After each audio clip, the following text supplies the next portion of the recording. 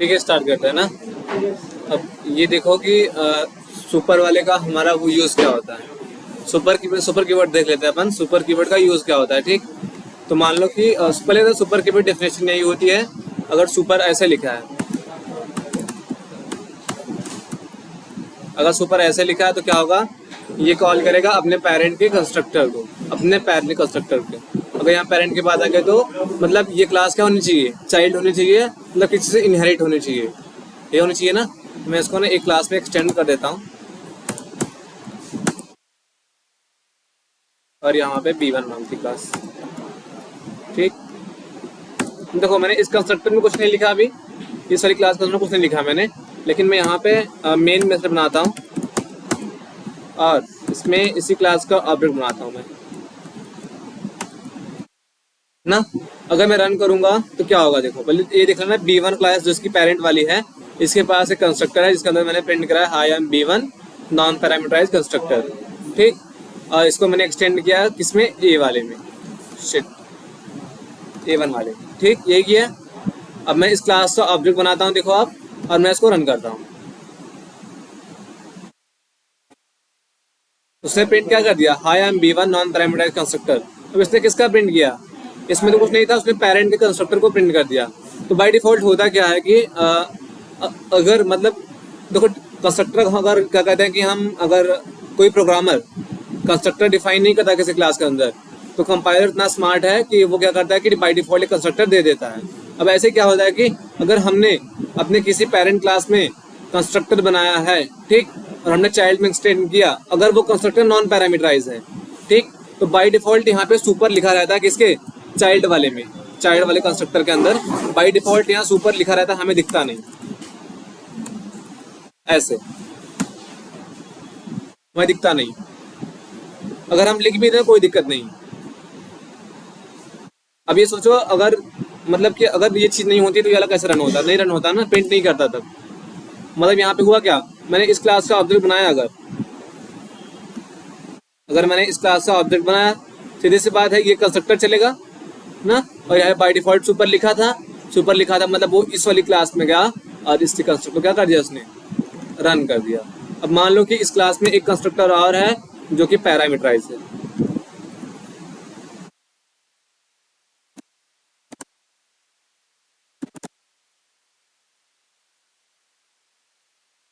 ठीक, और यहाँ पे लिख दो पैरामीटराइज।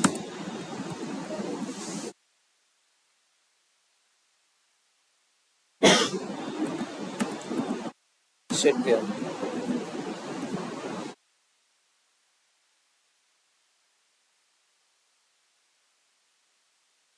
ठीक ना, पेरेंट वाली क्लास के पास पैरामीटराइज कंस्ट्रक्टर भी है, नॉन पैरामीटराइज भी है। तो चाइल्ड में देखो, अगर मैं कुछ चाइल्ड में आता हूँ, अगर मैं यहाँ पे कुछ नहीं लिखता तो कौन सा रन होता, नॉन पैरामीटराइज वाला, जिसके अंदर मैंने पैरामीटर नहीं दिया था। अगर मुझे पैरामीटराइज वाला कॉल करना था तो मुझे यहाँ पे सुपर नंबर कीवर्ड लिखना पड़ता और उसके पैरामीटर की वैल्यू देनी पड़ती। अब ये नॉन पैरामीटराइज को छोड़ किस रन करेगा, पैरामीटर वाले को।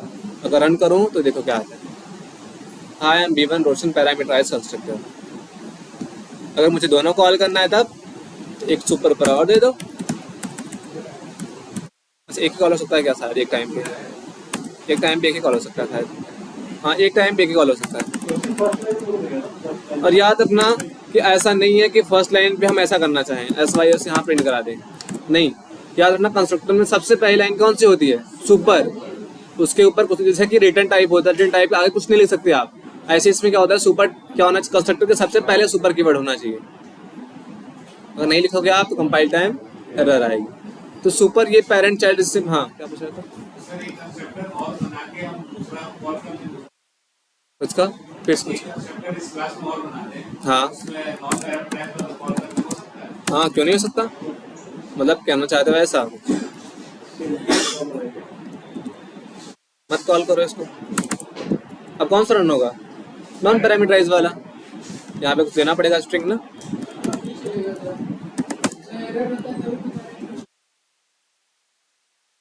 ना। अगर हमने यहाँ कुछ नहीं दिया, बाय डिफॉल्ट वो सुपर लिख के देता है। अगर हम लिखना चाहें तो हम लिख भी सकते हैं, कोई दिक्कत नहीं होता। बट जब वो लिख के दे रहा है तो हम काहे लिखें। हाँ ठीक, इतना क्लियर ना। वो शायद मेरे हिसाब से इसलिए हो रहा होगा, लॉजिक का सोचो। सुपर नंबर कीवर्ड हमेशा ऊपर होना चाहिए। अगर नीचे नीचे एक और सुपर दे दूँ, उसके ऊपर भी कुछ लाइन लिखी गई है। मे बी वो इसके लिए डिनाई कर रहा हो, मे बी। ठीक, तो ये कंस्ट्रक्टर कॉलिंग था कैसे, पेरेंट और चाइल्ड से। अगर आप किसी क्लास के अंदर, मतलब कि आपने एक पेरेंट क्लास के अंदर पैरामीटराइज बनाया है, तो अब ये चीज़ देखो, ये मान लो कि मैं B1 क्लास में आता हूँ और यहाँ से मैं नॉन पैरामीटराइज वाले को हटा देता हूँ, ऐसे। ठीक, हटा देता हूँ। अब देखो यहाँ पे एरर आएगी, क्यों? क्योंकि उसके अंदर भी तो मालूम है ना, अगर प्रोग्रामर क्या करता है, किसी क्लास के अंदर पैरामीटराइज कंस्ट्रक्टर डिफाइन कर देता, डिफॉल्ट काम करता है, नहीं करता। अब यहाँ पे आपने क्या डिक्लेयर किया है, पैरामीटराइज कंस्ट्रक्टर, और यहाँ पे आप किसको कॉल कर रहे हो, नॉन पैरामीटराइज वाले को। ऐसा कंस्ट्रक्टर वहाँ पे है कोई? हमने तो कमेंट कर दिया। यहाँ पे आपको कौन सा कॉल करना पड़ेगा, पैरामीटराइज वाला, means you have to give your string, कुछ भी नाम दे दो।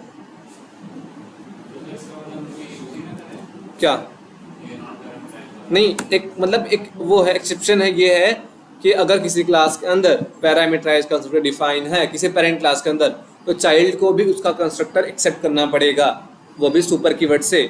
जिस टाइप का पैरामीटर उसको है, उस पैरामीटर टाइप उसको देना पड़ेगा चाइल्ड वाली क्लास के कंस्ट्रक्टर के अंदर, यही। हाँ मस्ट है। अगर देखो मैं नहीं लिखता, अगर देखो ये मैंने वहाँ पे लिखा है, देखो ना, मैं यहाँ से हटा देता हूँ, कमेंट कर देता हूँ, कंपाइल टाइम देगा, ये बोलेगा कि सुपर नंबर कीवर्ड, तो यहाँ पे लिखना पड़ेगा आपको। देखो यहाँ पे implicit super constructor B1 is undefined, वो बता रहा है कि भाई तुमको कंस्ट्रक्टर देना पड़ेगा। लेकिन अगर यही कंस्ट्रक्टर नॉन पैरामीटराइज होता, वो बाय डिफॉल्ट यहाँ पे सुपर लिख देता, लेकिन हमने पैरामीटराइज डिफाइन किया। वो कैसे डिफाइन करे, अब आपको पैरामीटर वैल्यू देनी है, सोचो वो कौन सी वैल्यू दे, इसलिए बाय डिफॉल्ट वो सुपर पैरामीटराइज नहीं लिखता। वो कौन सी वैल्यू, सोच, मतलब मेरे कहने का मतलब ये है कि अगर यहाँ देखो A1 वाले के अंदर आओ, पॉइंट यहाँ पे ये है कि अगर किसी क्लास के अंदर हमने पैरामीटराइज, वो नॉन पैरामीटराइज कंस्ट्रक्टर बनाया किसी पेरेंट क्लास के अंदर, उसको चाइल्ड क्लास के अंदर हम इनहेरिट करते हैं, बाय डिफॉल्ट यहाँ पे सुपर लिख देता है। लेकिन अगर हम बात करें उसी क्लास के अंदर हमने कोई पैरामीटराइज कंस्ट्रक्टर डिफाइन किया, ठीक, और हम उस क्लास के अंदर इनहेरिट करें, ये हमें फोर्सफुली कहता है कि आपको सुपर नंबर कीवर्ड लिखना पड़ेगा। ऐसा क्यों बोलता है? अगर मान लो वो भी बाय डिफॉल्ट कंस्ट्रक्टर रखता अगर सुपर वाला, तो पैरामीटर में वैल्यू कौन सी देता, नहीं दे पाता है ना। इसलिए क्या वो बोलता है, अगर आपने किसी क्लास के अंदर पैरामीटराइज कंस्ट्रक्टर डिफाइन किया है, तो आपको उसकी वैल्यू देनी पड़ेगी, आपको उसका कंस्ट्रक्टर खुद से कॉल करना पड़ेगा, आपको सुपर नंबर कीवर्ड से कॉल करना पड़ेगा। अगर मैं यहीं पे सुपर लिख दूं और यहीं पे मैं स्ट्रिंग की वैल्यू दे दूं, अब ये कोड कंपाइल कर जाएगा। ठीक, इतना पॉइंट क्लियर? ठीक, मतलब अब एक सेकेंड, अच्छा ये कंट्रोल डेट कर लो। अगर मान लो किसी क्लास के अंदर एक पैरामीटराइज है, एक नॉन पैरामीटराइज है, अगर हम मतलब कि अगर हम ऐसे कॉल करते हैं, कुछ नहीं लिखते, तो कौन सा रन होगा, नॉन पैरामीटराइज वाला, और अगर हम ऐसे कॉल करते हैं तो पैरामीटराइज वाला रन होगा ना। सुपर बस यही है कंस्ट्रक्टर कॉलिंग का। हमें किसी पेरेंट का कंस्ट्रक्टर किसी चाइल्ड में कॉल करना है, तो हम सुपर नंबर कीवर्ड यूज़ करते हैं और फंक्शन देते हैं उसका। अगर पैरामीटराइज है तो हमें उसके पैरामीटर की वैल्यू देनी पड़ती है। नॉन पैरामीटराइज है, बाय डिफॉल्ट जो JVM जो अपना वो कंपाइलर है, वो बाय डिफॉल्ट सबसे ऊपर कंस्ट्रक्टर में सुपर नंबर कीवर्ड देता है। देखो अच्छा यहाँ पे एक चीज़ ये देखना, मैं इस वाली क्लास के अंदर कोई कंस्ट्रक्टर नहीं रखता अभी, और इस वाली क्लास के अंदर मैं यहाँ पे देखो ना पैरामीटराइज कंस्ट्रक्टर बना देता हूँ।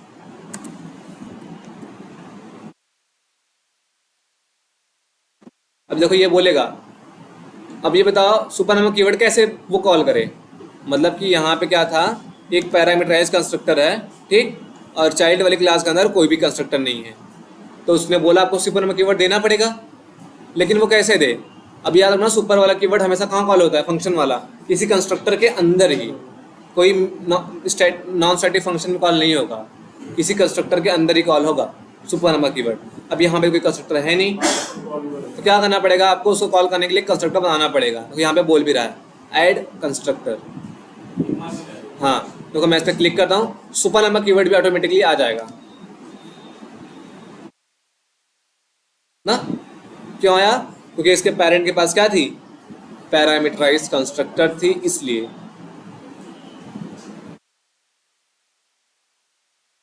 कंस्ट्रक्टर क्यों इनहेरिट होगा? देखिए उसको इन्वोक कर सकते हैं, कॉल कर सकते हैं, उसको अब ये सोचो आप पेरेंट चाइल्ड रिलेशनशिप पढ़ रहे हो, ठीक?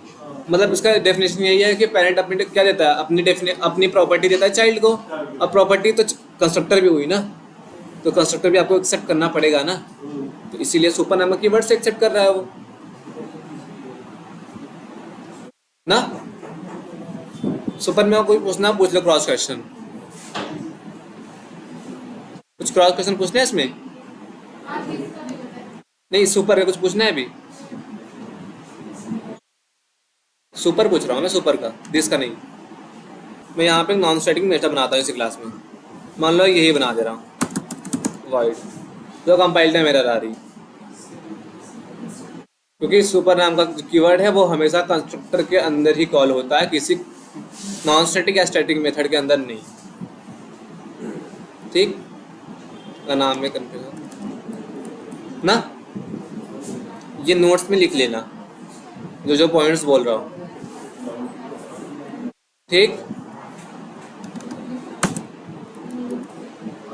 सुपर तो हो गया अभी।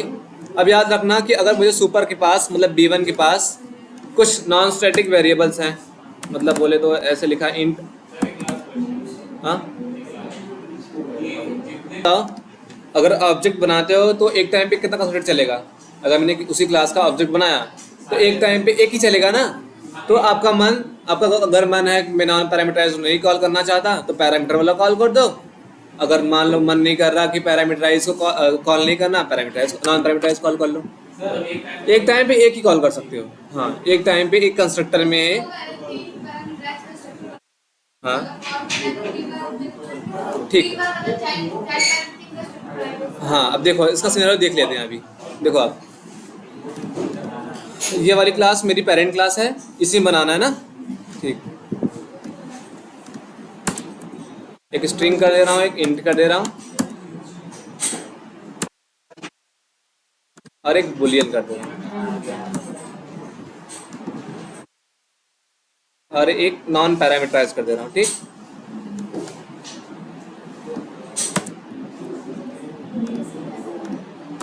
इस क्लास में कितने कंस्ट्रक्टर है अपने पास? 4 कंस्ट्रक्टर हैं, 3 पैरामीटराइज, एक नॉन पैरामीटराइज।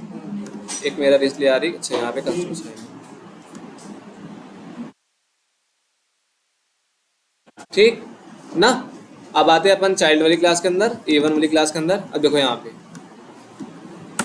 मैं यहाँ देखो एक कंस्ट्रक्टर में एक टाइम पे एक कंस्ट्रक्टर कॉल होगा, ये रूल याद रखना। मैं अगर कॉल करना चाहूँ स्ट्रिंग वाला तो मैं ऐसे कॉल कर सकता हूँ स्ट्रिंग की तरह, मतलब किसको हटा दो अभी। मैं चाहूँ तो स्ट्रिंग वाला कॉल करना चाहूँ तो स्ट्रिंग वाला कॉल कर लूँ, अगर मैं चाहूँ बुलियन वाला कॉल करना तो मैं बुलियन जैसे कॉल कर लूँ, अगर मैं चाहूँ इंट वाला कॉल करना तो मैं इंट वाला कॉल कर लूँ। और चाहूँ मैं नॉन पैरामीटराइज के लिए मैं चाहूँ सुपर नामक कीवर्ड चाहे ऐसे लिख दूँ या फिर मैं यहाँ पे कुछ ना लिखूँ। बताया ना मैंने कि एक कंस्ट्रक्टर में हमेशा एक कंस्ट्रक्टर कॉल होगा। हाँ, ऐसे अगर आप लिखो ऐसे सुपर नहीं होगा, देखो। हाँ, एक ये बात हो रही कंस्ट्रक्टर के अंदर कंस्ट्रक्टर कॉलिंग की, ऑब्जेक्टेशन की नहीं हो रही यहाँ पे। बात यहाँ पे हो रही है एक कंस्ट्रक्टर को दूसरे कंस्ट्रक्टर में कॉल करना। अगर आपको सभी कंस्ट्रक्टर रन करना है तो भैया सबका ऑब्जेक्ट बना लो, सबका वैल्यू दे दो। नहीं तो मल्टी लेवल जब करेंगे तब तो जितने कंस्ट्रक्टर उन्हें सब रन करेंगे ना। सब कंस्ट्रक्टर कैसे रन होंगे यार? तो हर क्लास का एक कंस्ट्रक्टर। हाँ, तो उसका इसमें आएगा, उसका इसमें आ जाएगा। देखना चाहो तो इससे मैं देख लो, मतलब ये B1 वाली क्लास में क्लास एक्सटेंड कर दूं मैं। और यहाँ पे हमारे पास एक क्लास है, मेरे पास यहाँ पे दूसरा बताता हूँ, सुपर देखना है अभी ना, सुपर देखते हैं अभी। This and super recap class, इसके अंदर आओ और इसके अंदर भी बना लो पैरामीटराइज कंस्ट्रक्टर।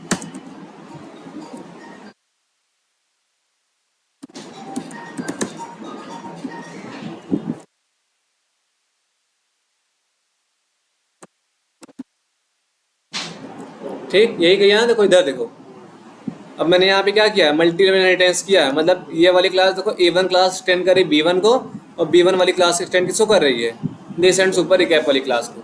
ठीक, तो इसके अंदर देखो मैंने क्या बनाया,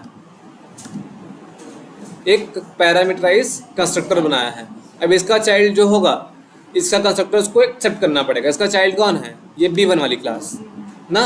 अब इसको इसका कंस्ट्रक्टर एक्सेप्ट करना पड़ेगा और इसके पास जितने भी कंस्ट्रक्टर होंगे सब में एक्सेप्ट करना पड़ेगा। ये भी याद रखना।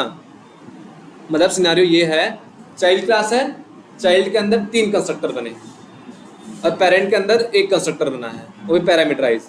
तो हर चाइल्ड में जितने भी कंस्ट्रक्टर थे सबको सुपर लिखना पड़ेगा।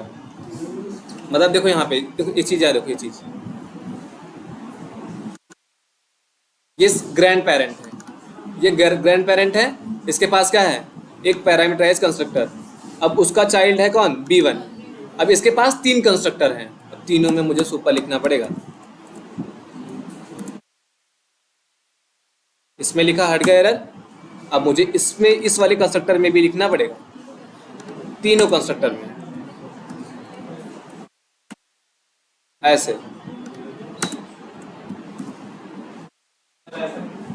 हाँ, अब ऐसा क्यों? सोचो एक बार, अगर मान लो कि इस चाइल्ड में मैं वो एक इससे बनाओ कि अगर मान लो वो एक ही कंस्ट्रक्टर में एक्सेप्ट कर लेता, अगर तो मान लो अगर तुमने इस क्लास का ऑब्जेक्ट बनाया और इस वाले कंस्ट्रक्टर को कॉल कर लिया, मतलब इंट नाम का नेम दे दिया, क्या उस पर वाले को रन कर पाता? पेरेंट वाले क्लास को एक्सेप्ट पेरेंट वाले क्लास के कंस्ट्रक्टर रन कर पाता? नहीं कर पाता ना। डिफॉल्ट बना देता, बाय डिफॉल्ट सुपर यहाँ पे लिखा रहता। अगर मान लो कि अगर उसी वाली क्लास के अंदर, इसी क्लास के अंदर एक डिफॉल्ट कंस्ट्रक्टर पड़ा है, मीन्स ऐसा, ठीक। अगर मैं यहाँ से हटा दूँ, अगर 2 में से हटा दूँ, सॉरी 2 में से हटा दूँ, अगर वो क्या सोच रहा है कि भैया यहाँ पे कॉल कौन सा हुआ है? डिफॉल्ट वाला कॉल हुआ है। कंफ्यूजन क्यों क्रिएट होगी? बाय डिफॉल्ट यहाँ सुपर लिखा रहता है ना, बाय डिफॉल्ट यहाँ सुपर लिखा रहता है। अब इसमें पैरामीटराइज है तो किसमें? तो सुपर नामक कीवर्ड लिखो और पैरामीटर दो। डिफॉल्ट चाहिए तो हाँ, इसमें कुछ मत लिखो, सुपर से लिख दो, बस ऐसे लिख दो, या फिर कमेंट कर दो इसको, बाय डिफॉल्ट वो सुपर लिख देता है। ये कंफ्यूज मत करो यार, इससे मत सोचो यार। ये मान लो किसी और के लिए यूज़ हो रहा है, किसी और प्रॉपर्टी के लिए यूज़ हो रहा है, इससे मत ध्यान दो। तो मैं एग्जांपल बताने दे रहा था।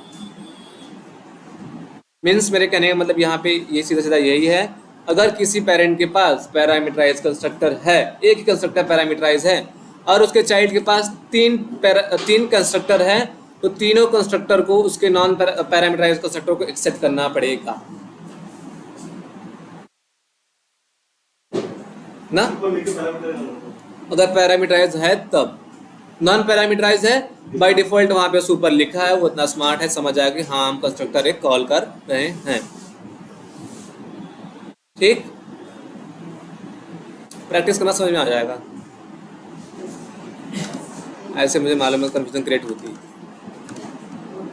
ठीक, फिर एक B1 वाली क्लास में एक वेरिएबल बनाते हैं अपन इन एज नाम का।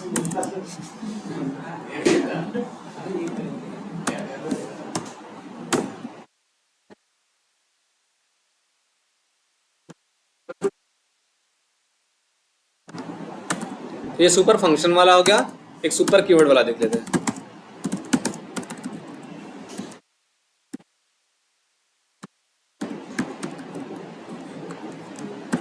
ठीक, अगर एक सेकंड, अच्छा लास्ट टाइम,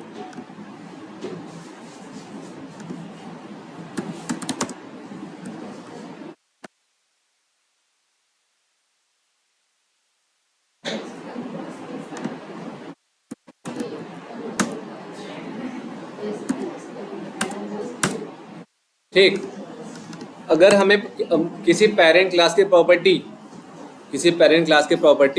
चाइल्ड में कॉल करनी हो, वैसे में अगर हम के डेफिनेशन में यही बोलते हैं कि पेरेंट प्रॉपर्टी किसको मिल गई? चाइल्ड को मिल गई। ठीक, लेकिन मुझे पेरेंट की प्रॉपर्टी चाइल्ड में कॉल करनी तो क्या करेंगे? मतलब यहाँ पे B1 वाली मेरे पास क्लास है, B1 में एक एज नाम का वेरिएबल पड़ा है। ठीक, यही वेरिएबल इसके चाइल्ड मुझे कॉल, इसके A1 वाले चाइल्ड वाली क्लास के अंदर मुझे कॉल करना है। मैं क्या करूँ?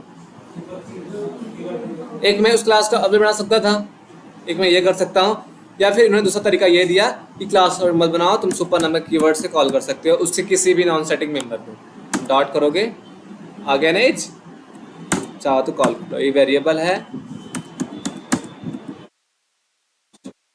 ऐसे। मेथड कॉल करना चाहो मेथड भी कॉल हो जाएगा, यही मेथड था।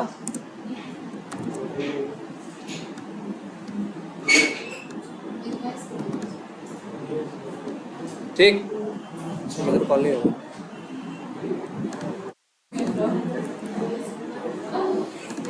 वेरिएबल ही कॉल होगा।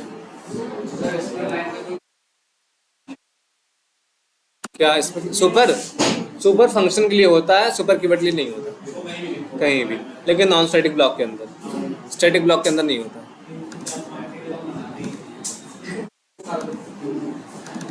हाँ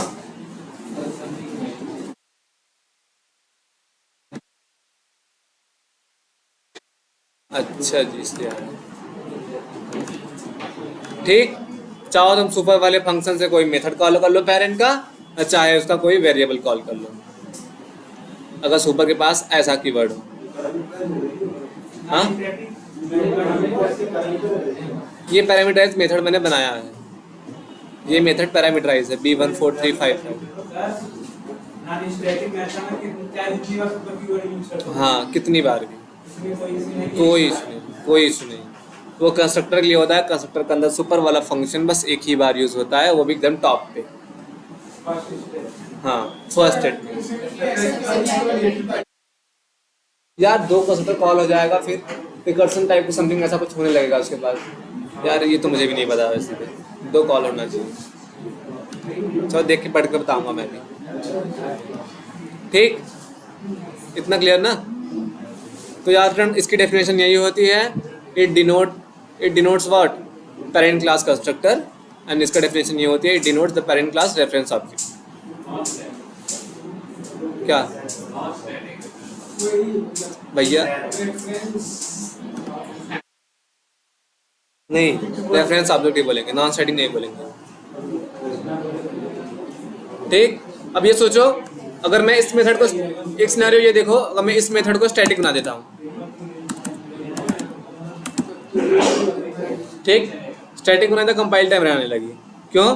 कि सुपर वाला फंक्शन मतलब कि इंस्टांस है, ठीक, इंस्टेंस। हाँ हाँ, मतलब नॉन स्टैटिक है। हाँ, नॉन स्टैटिक है। अब नॉन स्टैटिक डायरेक्टली कॉल होता है स्टैटिक में? नहीं, उसके लिए ऑब्जेक्ट चाहिए होता है। तो सुपर वाला कीवर्ड हमेशा यूज होता है किसके साथ? नॉन स्टैटिक ब्लॉक के अंदर। क्या हुआ?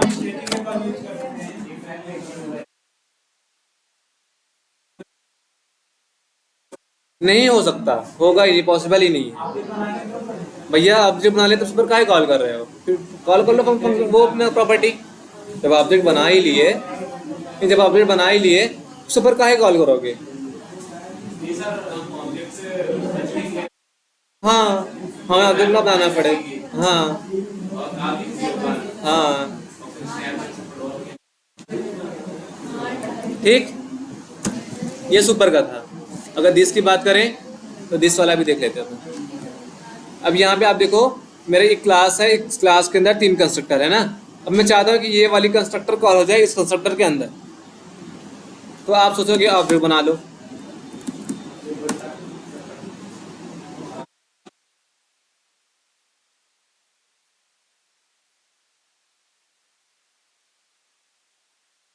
ना, ऐसे भी कॉल हो सकता है, बट इन्होंने ये भी बोला कि अगर आपको अपने ही क्लास का कंस्ट्रक्टर किसी दूसरे कंस्ट्रक्टर में कॉल करना है, अपने ही क्लास का कंस्ट्रक्टर अपनी क्लास के किसी कंस्ट्रक्टर में कॉल करना है, तो आप दिस नाम के कीवर्ड से कॉल कर सकते हो। दिस यहाँ पे कॉल करो आप।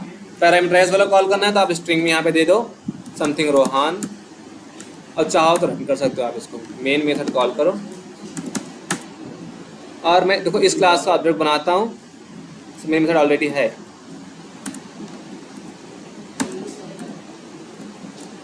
मैं कॉल करता हूँ ये वाला, ठीक, ये रखो।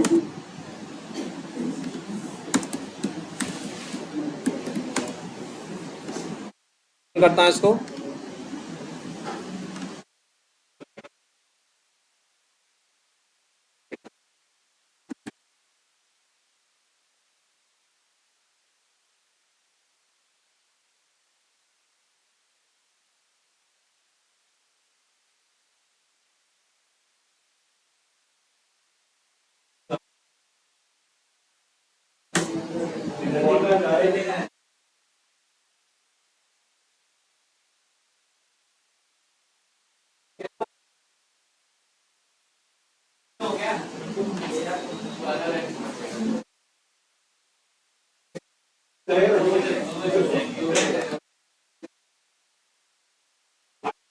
देखो पहले क्या रन हुआ,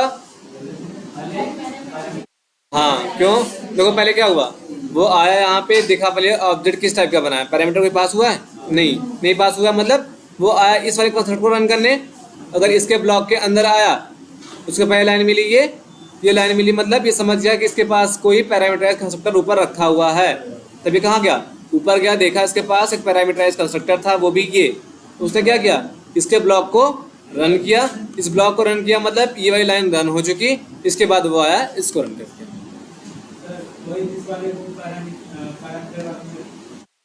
क्या इस दिस को यहाँ पे कॉल करना, तो रिकर्सन हो जाएगा भैया।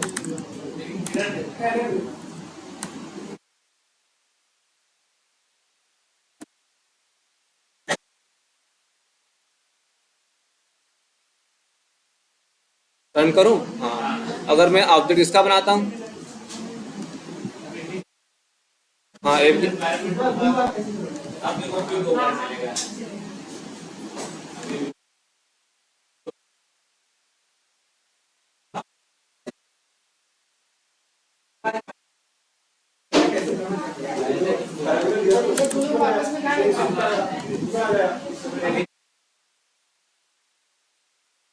हाँ यार इनफाइनाइट का भाई तो रिकर्सन हो जाएगा ना, प्रॉब्लम ये कंपाइलर को दिक्कत हो जाएगा ना, कैसे रन करेगा कोड, क्या मेथड में कंस्ट्रक्टर में नहीं होता ऐसा, कंस्ट्रक्टर में ऐसे कर सकते हो, मतलब कि उसी क्लास का ऑब्जेक्ट बनाओ और पैरामीटर उसी टाइप का पास कर दो, वैसे हो जाता है, दिस वाले में नहीं होता, मतलब कि अगर ऐसा करना चाहो,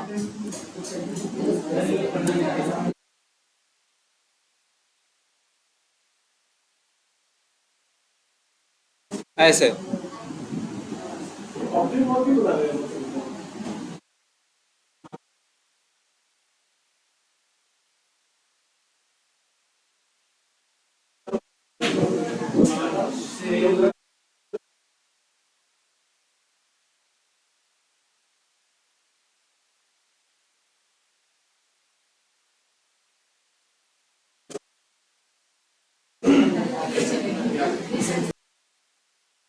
ठीक, दिस वाला ठीक, दिस वाले में यही है कि अगर मेरी एक क्लास के अंदर मल्टीपल कंस्ट्रक्टर हैं, ठीक, मैं उसी क्लास से कंस्ट्रक्टर को दूसरे कंस्ट्रक्टर में कॉल करना चाहता हूँ, जैसे आपके यहाँ देख सकते हो, यहाँ पे एक क्लास पे डिसेंट सुपर रिकैप नाम की, इसके पास दो कंस्ट्रक्टर है, एक पैरामीटराइज एक नॉन पैरामीटराइज, अब मैं चाहता हूँ कि ये वाला कंस्ट्रक्टर मैं इसमें कॉल कर लूँ, मैंने दिस नंबर की वर्ड यूज़ किया और उसका पैरामीटर टाइप जो था मैंने वो पैरामीटर यहाँ पे दिया, देने के बाद अगर मैं रन करूँगा, अब नॉर्मली कोड में हो गया क्या, अगर मैं ऑब्जेक्ट बनाऊंगा ऐसे, मैंने अगर ऐसे ऑब्जेक्ट बनाया, मतलब किसको रन करेगा, पहले वो समझेगा इस वाले कंस्ट्रक्टर के पास आएगा, यहाँ पे उसके बॉडी के अंदर आएगा, उसको पहले लाइन को सुपर, पहले लाइन सुपर लिखा था वहाँ पे, लेकिन यहाँ पे कोई पेरेंट चाइल्ड है इसका, नहीं है, सुपर वाले रन नहीं करेगा, तो दिस वाले के पास आया, वो दिस में उसको मिला, दिस मिला उसे, अब ये समझ गया इसी के पास कोई पैरामीटराइज कंस्ट्रक्टर है, जाएगा ऊपर देखेगा उसे मिला कंस्ट्रक्टर ये, तो इस वाले कंस्ट्रक्टर के ब्लॉक को पहले रन किया उसने, इसने ये प्रिंट करेगा, प्रिंट करने के बाद ये लाइन जब चल गई तब ये लाइन रन करेगा, अगर रन करूँ तो आप देख सकते हो यहाँ पे, मतलब पहले प्रिंट करना चाहिए ये, फिर प्रिंट करना चाहिए ये, ठीक,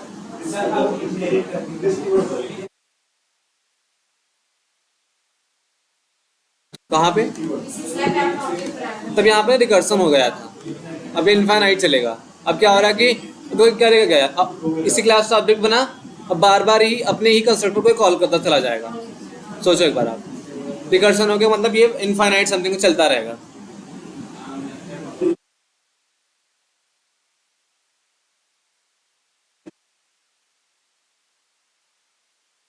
ठीक, सर दिस कीवर्ड वाला भी तो बताइए।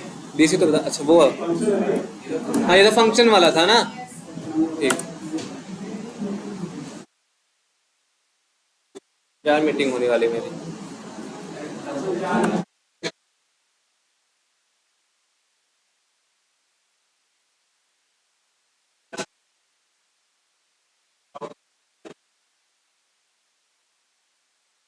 इधर देखो आप, मान लो हमारे पास कंस्ट्रक्टर है, ठीक, उसके पास एक पैरामीटराइज कंस्ट्रक्टर है एज नाम का, और ऊपर भी क्या हुआ है कि एक सेम नाम का वेरिएबल है दोनों में। देखो अब मैं क्या चाहता हूँ, जो वैल्यू मैं यहाँ पैरामीटर पास करूँ वही वैल्यू इसके पास मिल जाए।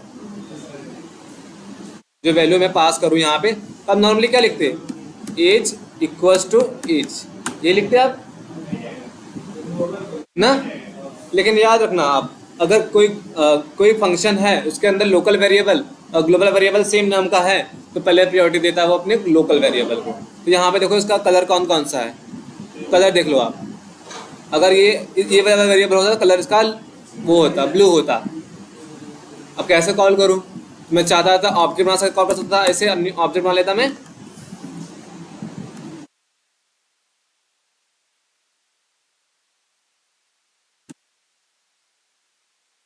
यार मीटिंग स्टार्ट होने वाली है,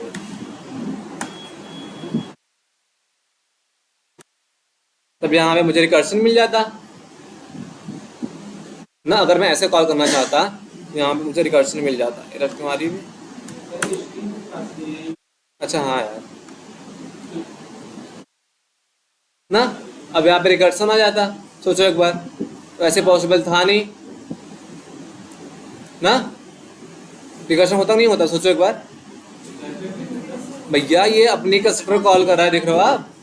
ये किसको कॉल करेगा, पहले रन करने आएगा, अपनी क्लास का ऑब्जेक्ट बनाया, फिर जाएगा अपनी क्लास के कंस्ट्रक्टर को रन करने, फिर आएगा ऑब्जेक्ट बनाएगा, फिर कंस्ट्रक्टर को कॉल करेगा, रिकर्शन हो जाएगा।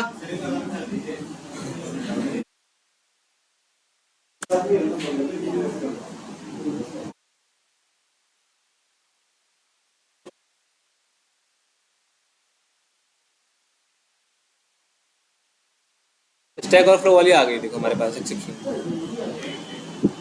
बड़ा फास्ट लैपटॉप है यार।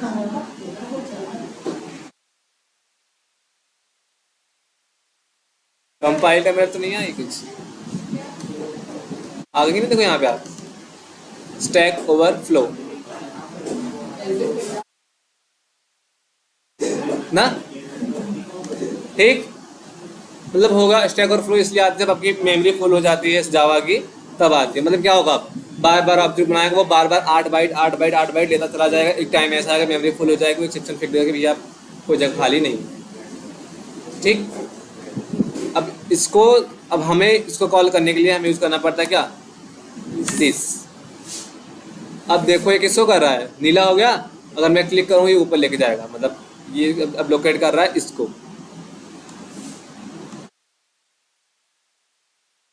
अपनी क्लास से किसी नॉन स्टैटिक वाले अपनी क्लास से किसी नॉन स्टैटिक मेंबर को कॉल करना हुआ, क्या यूज करते हैं हम, दिस नाम का कीवर्ड। और जैसे सुपर भी अलाउड नहीं है स्टैटिक ब्लॉक के अंदर, ऐसे दिस वाला कीवर्ड भी क्या है, अलाउड नहीं है अपने स्टैटिक ब्लॉक के अंदर। हमेशा ये नॉन स्टैटिक ब्लॉक के अंदर, क्योंकि ये क्यों, क्योंकि ये इंस्टांस है, इसलिए रीजन। स्टैटिक वेरिएबल नहीं है। हाँ, स्टैटिक वेरिएबल कॉल कर सकते हो शायद, स्टैटिक बना दो इसको। देखो हाँ, देखो क्यों नहीं करेगा। ये बताओ, एक ऑब्जेक्ट के साथ क्या क्या लोड होता है, दोनों लोड होते हैं ना, तो दोनों दिखाई दे रहा है वो। सेंस लगा। लेकिन स्टैटिक ब्लॉक के अंदर खुद नहीं कॉल होगा, स्टैटिक ब्लॉक को कॉल कर सकता है, ठीक। कोई कंफ्यूजन पूछ सकते हो आप लोग, भैया स्टैटिक है ना वो।